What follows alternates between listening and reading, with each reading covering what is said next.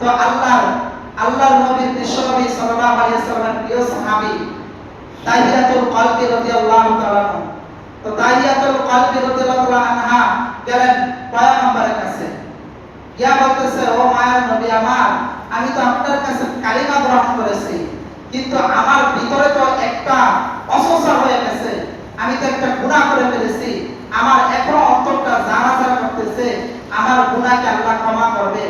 বলে তাহিয়া, বলো তুমি কি গুনাহ করেছো? বলে মায়ার নবী, যদি আমি বলি তাহলে আপনি চোখের পানি ফেলায় শেষ করতে পারবেন না, বলে তুমি বলে দেখো কি গুনাহ করেছো। তো তাহিয়াতুল কলবি রাদিয়াল্লাহু তাআলা বলতেছে, ও মায়ার নবী আমার, আপনি আসার আগে একটা যুগ ছিল, মানুষ তার নিজের কন্যা সন্তানকে জীবন্ত দাফন দিত, তারা উলঙ্গ অবস্থায় সেজদা দিত, তারা নামাজ পড়তো না, তারা ইবাদত করতো না। তো ওই সময় আমি আমার স্ত্রী গর্ভবতী হয়েছে, আমি কিছুক্ষণ সময়ের জন্য ব্যবসার মধ্যে রওনা হয়ে গেছি, তো আমার স্ত্রীকে আমি বাপের বাড়িতে পাঠিয়ে দিয়েছি। তা আমি শুনছি কিছুদিন পর আমার একটা সন্তান হয়েছে, কিন্তু মেয়ে হয়েছে না ছেলে হয়েছে আমার স্ত্রী আমাকে জানায় নাই। যখন আমি ব্যবসা থেকে আসছি, আসার পর আবার কিছুদিন পরে আমি আরেক জায়গায় সিরিয়ায় ব্যবসার জন্য চলে গেছি। যখন আবার কিছুদিন পর ব্যবসা থেকে আসলাম, আসার পর থেকে স্ত্রী আমার বাসার মধ্যে আসবে, কিন্তু আমার ঘরের মধ্যে একটা কন্যা মেয়ে দেখা যায়, ফুটফুটে সুন্দর, গোলাপের মতো সুন্দর, এত সুন্দর চেহারা, আমার চেহারার সাথে চেহারা মিল খায়, আমার রক্তের সাথে তার রক্ত মিল খায়, আমার শরীরের সাথে তার চেহারা শরীর মিল খায়, আমার হাঁটার সাথে তার হাঁটা মিল খায়। তো আমি স্ত্রীকে জিজ্ঞাসা করলাম, এই সন্তান কার? স্ত্রী ভয়ে আমার কাছে বলতে চায় না, বলে অমুকের ঘরের সন্তান। তো কিছুদিন পর যখন চলে গেল, এই সন্তান মেয়ে আর আমি, আমার প্রতি দুজনে একটা মিল মহব্বত হয়ে গেছে। এবার স্ত্রী সত্য কথা বলে দিল যে এই সন্তানটা তোমার। স্ত্রী জানে যদি এখন বলি বাবা মনে মায়া হয়ে গেছে, আর মেয়েটাকে মনে জীবন্ত দাফন দিবে না। এবার স্ত্রী এই কথা বলার পর ওই বাবার অন্তরের মধ্যে একটা ওয়াসওয়াসা হয়ে গেছে যে আমার মেয়েটাকে আমার জীবন্ত দাফন দিতে হবে, তাহলে মক্কার সবাই আমাকে বলবে যে আমার ঘরে কন্যা সন্তান, কিন্তু আমি কন্যা সন্তানকে দাফন দেই নাই। তো আল্লাহর বান্দা তাহিয়াতুল কলবি তার স্ত্রীর কাছে গেলেন, কে বলতেছে, স্ত্রী আমার এই সন্তানটাকে সাজায় দাও, দাদার বাড়িতে বেড়াইতে নিয়ে যাব। তো মা কি করলেন, চিরুনি দিয়ে মাথা আশ্রয় দিলেন, তেল দিয়ে দিলেন। তো তাহিয়াতুল কলবি মেয়েটাকে নিয়ে দাদার বাড়ির দিকে রওনা। এবার যাওয়ার পর রাস্তায় যখন মেন রাস্তায় গেলেন, ওই রাস্তা থেকে ব্যাক হয়ে পাহাড়ের দিকে চলে যাইতেছে। এবার তাহিয়াতুল কলবি তার কন্যা সন্তান ওই গোলাপ ফুলের মতো সুন্দর মেয়েটা বলতেছে, বাবা তুমি না দাদার বাড়িতে বেড়াইতে নিয়ে যাইবা, তুমি কি পাহাড়ের দিকে ছুটতেছ? তো আলকামারুদি ওই আল্লাহর নবীর প্রিয় সাহাবী তাহিয়াতুল কলবি কোনো জবাব দেয় না। যখন পাহাড়ের দিকে যাইতেছে, কিছুক্ষণ পর যাওয়ার সময় এবার মেয়ে আবার জিজ্ঞাসা করতেছে, তাহিয়াতুল কলবি কোনো উত্তর দেয় না। কিছুক্ষণ পরে তাহিয়াতুল কলবি ওই ব্যাগ থেকে কি করলেন, কোদালটা বের করলেন। কোদালটা বের করার পর মাটিটা করতেছে, আর মেয়ে জিজ্ঞাসা করতেছে, বাবা তুমি মাটি কার জন্য করতে করো? তাহিয়াতুল কলবি রাদিয়াল্লাহু তাআলা ডেকে বলে, ও সন্তান আমার, আমি তো এই মাটি খতম করতেছি, আমার কিছু এখানে কাজ আছে। এবার মেয়েটা দেখে বাবা মাটি গর্ত করতে করতে দাড়ির মধ্যে মাটিগুলো বেঁচে আছে। মেয়ে কি করলেন, ওই দাড়ি থেকে বালুটু সরাই দিলেন। তারপর সত্য কথা বলে না, কিছুক্ষণ পরে যখন মাটি খোঁড়া শেষ, শরীর থেকে কাপ পড়তেছে, মেয়ে ওই কাপগুলো নিজের জামা দিয়ে পরিষ্কার করে দিলেন। তারপর তাহিয়াতুল কলবি তার ভিতরে একটু মন সস্তা হয় না যে আমার মেয়েকে আমি কিভাবে দাফন দিব।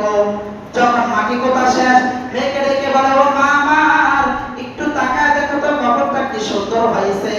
মেয়ে যখন তাকাইলো, ওই গোলাপ ফুলের সুন্দর মেয়েটাকে এই গর্তের মতো ধাক্কা দিয়া ফেলিয়া দিল। এবার ধাক্কা দেওয়ার সাথে সাথে মেয়ে ডেকে বলতেছে, বাবা আমার আর বুঝার বাকি নাই, আমি বুঝে ফেলছি। আমার মায়ের কাছে শুনছি এই জমানায় যদি কোনো মেয়ে হয় তাহলে তার বাবা নিজের জীবন্ত দাফন দেয়। ও বাবা আমার কি দোষ, রব তো আমাকে তোমার মাধ্যমে পাঠাইছে। ও বাবা তুমি আমাকে ছেড়ে দাও, আজকে থেকে আমি ওয়াদা করতেছি যদি মক্কার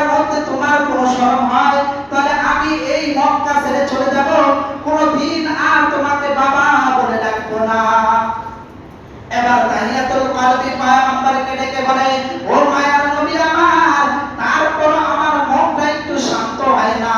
তারপরে আমি কি করলাম, আমার কাছে থেকে একটা পাথর, ওই পাথর দিয়ে আমি আমার মেয়ের কলিজার মধ্যে একটা জোরে আঘাত দিলাম। ওই আঘাতের দ্বারায় আমার মেয়ের শরীর থেকে রক্তগুলো আমার শরীরের মধ্যে ছিটে আসছে। ও মায়ার নবী আমার, তখন আমার মেয়ে বারবার বাবা বাবা বলে কান্না করতেছে। আমি তারপর আমার মেয়েকে আমি সাথ দিই নাই, আমার মেয়েকে আমি দাফন টাফন সব শেষ করে দিলাম, কবর দিয়ে চলে আসছি। ও মায়ার নবী আমার, এখন কি আমার আল্লাহ তাআলা আমার এই গুনাহ ক্ষমা করবে কিনা? এবার মায়ার নবী কথা শোনার পর সাথে সাথে চোখ দিয়ে পানি বের হয়ে গেছে, দাড়ি মোবারকগুলো ভিজে গেছে। আর ডেকে বলে, ও পাষাণ বাবা, তুমি কিভাবে একটা পাষাণ বাবা হইতে পারলা? নিজের কন্যা সন্তানকে তুমি জীবন্ত দাফন দিলা। এবার মায়ার নবী ডেকে বলে, ও দাহিয়াতুল কলবি, তুমি কি গুনাহ করছো? এই গুনাহ করছো, আমার আল্লাহ তাআলা অবশ্যই maaf করবে। ওয়ায়াগফির লাকুম যুনুবাকুম ওয়াল্লাহু গফুরুর রহিম। এবার দাহিয়াতুল কলবি রাদিয়াল্লাহু তাআলা ডেকে বলে, ওই মায়ার নবী আমার, শুধু তাই নয়, আজ পর্যন্ত আমি দাফন দেওয়ার পর থেকে আমি যখন খানা খাইতে বসি, আমার মেয়ে কবর থেকে আমাকে ডাকতে থাকে, ও বাবা, তুমি কাশতেটা কি করলা?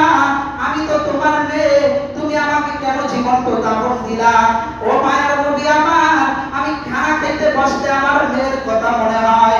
যখন আমি বিছানায় শুইতে যাই, আমার মেয়ে যখন কবর থেকে আমাকে ডাকতেছে, ও বাবা, আমাকে বাঁচাও, আমাকে বাঁচাও, আমাকে বাঁচাও, আমাকে ছেড়ে দাও, আমাকে ছেড়ে দাও। ও মায়ের নবী আমার, আমি এই গুনাহ করছি, আমার গুনাহ ক্ষমা করবে কিনা? আল্লাহর নবী পয়গম্বর বলে, ও দাহিয়াতুল কলবি, তুমি গুনাহ করছো ঠিক আছে, কিন্তু আমার আল্লাহ তাআলার রহমানের কাছে এই গুনাহ কিচ্ছুই না। আল্লাহ তাআলা জানায় দেয়, কুল ইয়া ইবাদিয়াল্লাযিনা আসরাফু আলা আনফুসিহিম লা তাকনাতু মির রাহমাতিল্লাহ। ও কাছারির মুসলমান, ভালো করে শুনে নাও, তুমি যদি পাহাড় পরিমাণ সমান গুনাহ করে ফেলো, তুমি গুনাহ করতে করতে জুলুম করে ফেলেছো অন্তরকে, আল্লাহ তাআলা ডেকে ডেকে বলে, নৈরাশ হয় না, নৈরাশ হয় না, আমি আল্লাহ তো এমন এক গফফার, আমি আল্লাহ তো এমন এক রহমান। হে বান্দা, আমার কাছে ফিরে আসো। জীবনে কি অন্যায় করেছো? জীবনে কয়েকটা নামাজ ছেড়ে দিয়েছো? এখনো কবরের চিন্তা করিয়া আমি আল্লাহর কাছে ফিরে আসো, আমি আল্লাহ তোমার জীবনের সমস্ত গুনাহ মাফ করে দেব। সুবহানাল্লাহ। তো দাহিয়াতুল কলবিকে পয়গম্বর বলতেছে, দাহিয়াতুল কলবি, তুমি যেহেতু কালিমা গ্রহণ করেছো, আল্লাহ তাআলা অবশ্যই তোমার গুনাহ ক্ষমা করে দিবে, তোমার পিছনের সমস্ত গুনাহ মাফ করে দিবে। তাহলে আমার এই ঘটনা দ্বারা বুঝতে পারলেন কি, যে দাহিয়াতুল কলবি এত পাষাণ বাবা তার নিজের কন্যা মেয়েকে জীবন্ত দাফন দিছে, সেই গুনাহ যদি আল্লাহ তাআলা ক্ষমা করতে পারে, তাহলে আমার আপনার গুনাহ আল্লাহ ক্ষমা করবে। এবার আপনাদের কাছে আমার প্রশ্ন, সেই আল্লাহ এখনো আছে কিনা? জোরে আওয়াজ দিয়ে বলে, সেই আল্লাহ এখনো আছে কিনা? আছে। তাহলে সেই আল্লাহ থাকলে আমাদের গুনাহ মাফ করবে। আমাদের চাইতে হবে, আমরা চাইতে জানি না। আল্লাহ তাআলা প্রতিদিন গভীর রাতে প্রথম আসমানে এসে ডাকতে থাকে।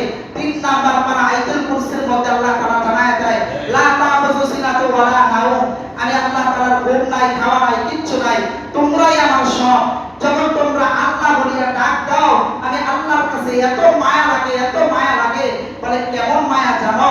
বলে একটা মুরগা যখন তার বাচ্চাকে হারায় ফেলে, অনেকদিন পর পাওয়ার পর বুকে জড়ায় নেয়, মা তার সন্তানকে অনেকদিন হারায় ফেলছে, আবার পাওয়ার পর শরীরের মধ্যে কি পায়খানায় আছে না গোবরে আছে, মা চিন্তা করে না, মা জড়ায় ধরে। আল্লাহ বলে তার চাইতে 99 ভাগ মায়া আমি আল্লাহ তাআলার বেশি। সুবহানাল্লাহ। তাহলে সেই আল্লাহকে আমরা ডাকতে পারি না, আল্লাহর কাছে তওবা করতে পারি না। আরে ভাই, মাগরিবের 10 মিনিট আগে এসে আল্লাহর কাছে কান্নাকাটি করেন না, আল্লাহ জীবনে তো গুনাহ কম করি নাই, নাফরমানি কম করি নাই, এই শরীরের বডির মধ্যে তাকায়া দেখে, আয় আল্লাহ 60 বছর হয়ে গেছে, গুনাহ করতে করতে অন্তরটা জার হয়ে গেছে, এইজন্য নামাজ পড়ি, নামাজে স্বাদ পাই না, জিকির করে জিকিরে মজা লাগে না। আল্লাহ তোমাকে ডাকে, তোমার ডাকের মধ্যে স্বাদ পাই না। কেন স্বাদ পাইবে? গুনাহ করতে করতে আমার আপনার কলব নাপাক হয়ে গেছে, এমন গুনাহ আমরা করতেছি, এমন নাফরমানি করতেছি, কিন্তু গুনাহ যে কি জিনিস এটাই আমরা বুঝি না। না নামাজ ছাড়লে গুনাহ না জায়েজ না সওয়াব এটা আমরা অনেকে বুঝি না। এই জন্য মুহতারাম হাজিরিন, আমাদেরকে আল্লাহ তাআলার কাছে তওবা করতে হবে। এমন বহু কিতাবের মধ্যে ঘটনা আসছে যে আল্লাহর বান্দা আগের জমানা এমন অন্যায় করেছে, নাফরমানি করেছে, 100 খুন করেছে, অত্যাচার করেছে, নির্যাতিত করেছে, সমাজের মানুষ কেউ থাকতে পারে নাই। আল্লাহ তাআলার কাছে তওবা করছে, কান্নাকারি করছে, চোখের পানি পড়াইছে,